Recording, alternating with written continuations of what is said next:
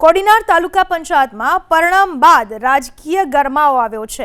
કોડીનાર તાલુકા પંચાયતમાં 24માંથી કોંગ્રેસને 12, ભાજપને 11, અપક્ષને 1 બેઠક મળી। કોંગ્રેસે તમામ 12 સભ્યોને અજ્ઞાત સ્થળે ખસેડ્યા હોવાની ચર્ચા।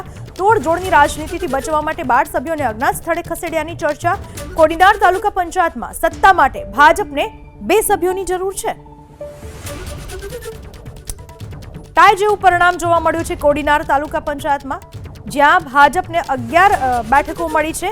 હજુ 2 બેઠકોની જરૂર છે જો સત્તા મેળવવી હોય તો, અને કોંગ્રેસને 12 બેઠકો મળી છે અને એટલા માટે કોંગ્રેસે તમામ 12 સભ્યોને અજ્ઞાત સ્થળે ખસેડી દીધા છે।